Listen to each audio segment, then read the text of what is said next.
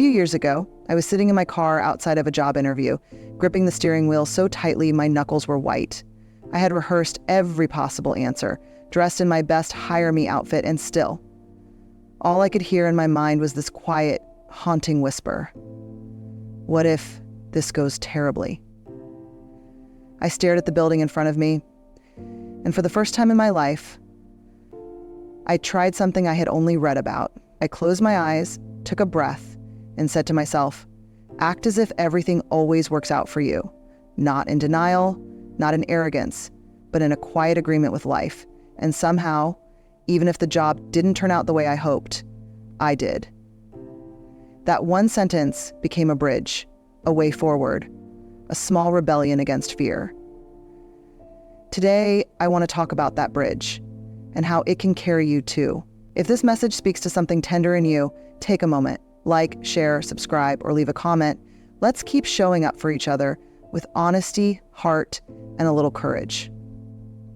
There's this moment that happens, usually in silence, where we're standing at the edge of something unfamiliar. It could be a job interview, a breakup, a new city, or a tough conversation. And our first instinct is to armor up. We think, I need to look like I have it together. We fake confidence. We rehearse control. We smile even when our hands are shaking. But deep down, our hearts are quietly begging for something real. We've been taught to fake it till we make it. But that phrase often misses the heart of what we're truly craving. Because it's not about putting on a mask of confidence or pretending that we're not scared. It's about facing the fear and still choosing to move forward with faith anyway. I remember this time in my life when I felt like everything was falling apart. A job opportunity disappeared, someone I cared about grew distant, and even my health felt fragile. And instead of pretending I was okay, I did something different. I allowed myself to pause. I gave myself permission to feel the grief, the anxiety, the frustration. But then I whispered something to myself that shifted everything. What if this is still leading somewhere good? That wasn't denial, it was courage. That moment, that choice to act as if life wasn't finished being kind to me, didn't take the pain away, but it gave me a direction. Because when you act as if everything is working out for you, you're not turning away from reality. You're choosing to see the bigger picture, even when your current scene looks blurry and unfair. It's like walking through a foggy forest. You can't see the whole trail, and it's tempting to panic and think you're lost. But there's a part of you, the deeper, wiser part, that remembers there is a path here, even if I can't see it all. I trust that with each step, it will reveal itself. So acting as if isn't about lying to yourself. It's about aligning with a deeper truth. The truth that you are still here, still breathing, still worthy, and that maybe, just maybe, this moment is not your ending, but the middle of your becoming. We don't need to fake strength. We need to honor the quiet strength that already exists in us, the strength that keeps showing up even when the outcome isn't guaranteed. That's what it means to live with brave belief. That's what it means to act as if everything always works out for you. Fear doesn't need an invitation. It shows up early, speaks loudly, and lingers longer than we'd like. It paints vivid pictures in our minds of worst-case scenarios. It makes you believe that everything good is fragile and everything bad is just one mistake away. And it often wears the mask of logic, convincing you that being scared is just being realistic. But here's the truth. Most of us weren't taught. Fear may be loud, but that doesn't make it wise. Fear is wired for survival, not peace. It's meant to keep you safe, not keep you whole. And there's a big difference between surviving and truly living. That's where trust comes in. Not the kind of trust that demands proof before it moves forward, but the kind that says, I may not have evidence right now, but I have experience. I have lived through hard days before. I have survived heartbreak, disappointment, and uncertainty. And somehow, I'm still here. That is sacred knowledge. That is earned resilience. That is the kind of trust that whispers when fear screams. I think back to a season in my life when I was waiting for something I deeply wanted. A phone call that could change everything.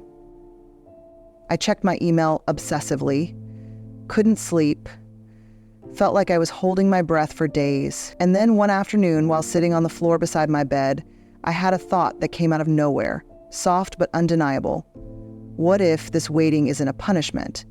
What if it's preparation? It wasn't a magical fix, but something in me exhaled. Because I realized I could let fear run the show, or I could let trust take the wheel. Not blind trust in outcomes, but trust in myself. Trust in my ability to adapt, to stay soft-hearted even in uncertainty, to rise no matter what the result. You see, trust is quiet like that. It doesn't try to convince you with noise. It grounds you in the present moment. It reminds you that even if you don't know what's next, you know yourself. That's power. When you choose to act as if everything works out for you, you're not ignoring what could go wrong. You're just choosing not to live there. You're choosing to keep your energy aligned with hope, with growth, with possibility. It's like holding an umbrella in the rain, not because the storm isn't real, but because you believe in your ability to move through it without being soaked by despair. And every time you choose trust, even if your hands are shaking something new, you teach your nervous system something new.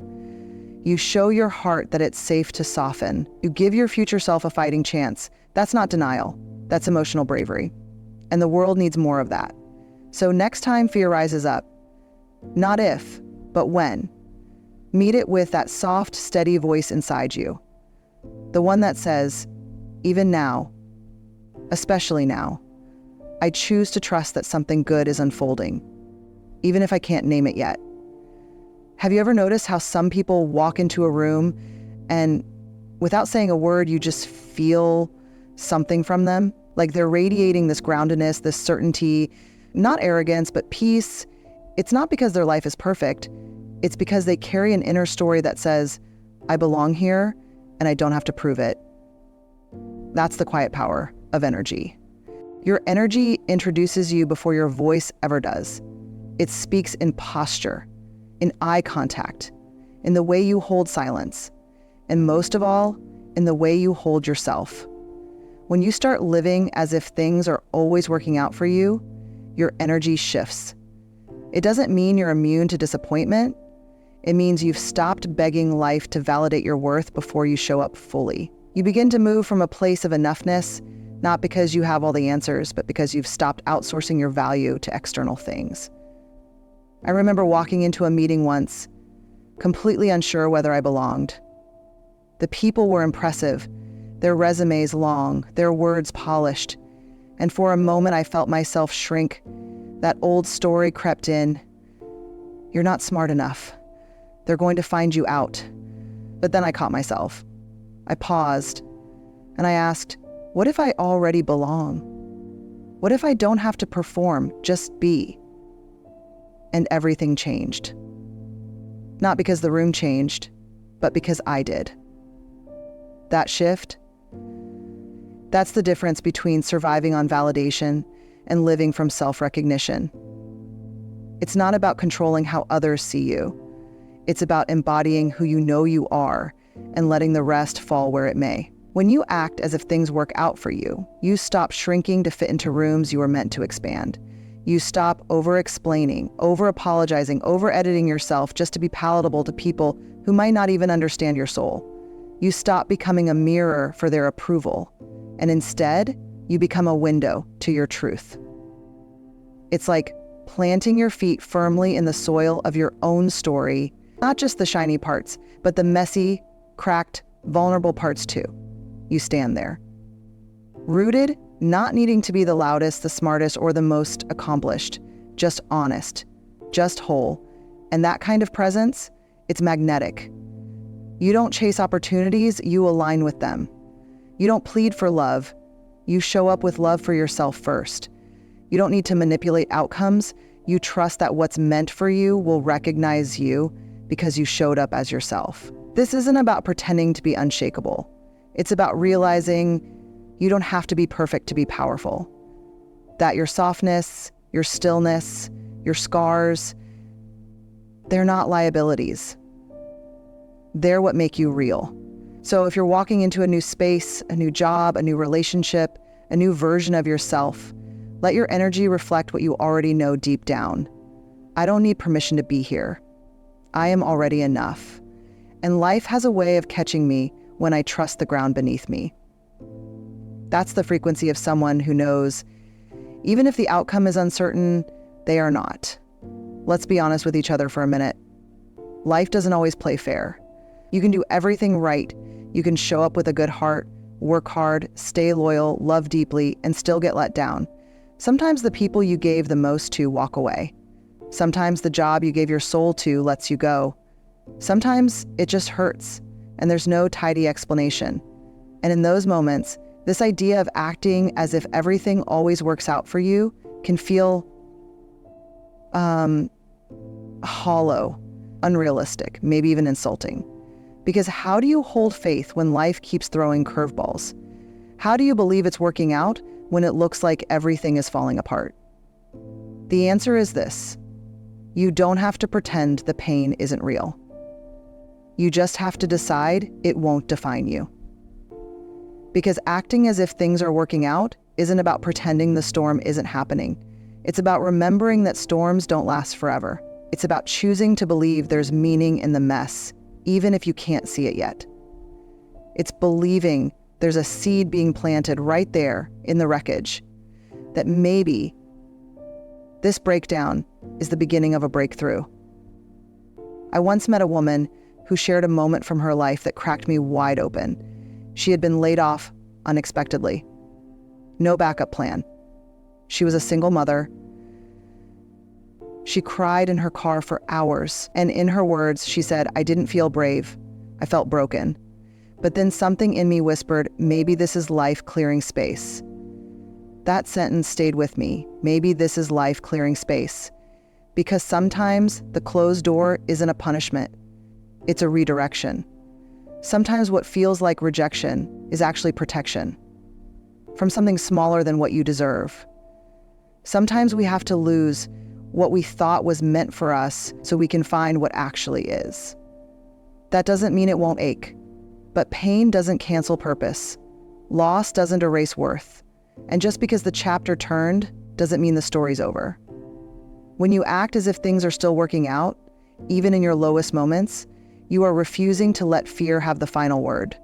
You are saying, I may not see the good right now, but I trust it's being written, line by line, behind the scenes. And that trust, that quiet inner agreement with life, that's what pulls you forward when everything else is asking you to give up.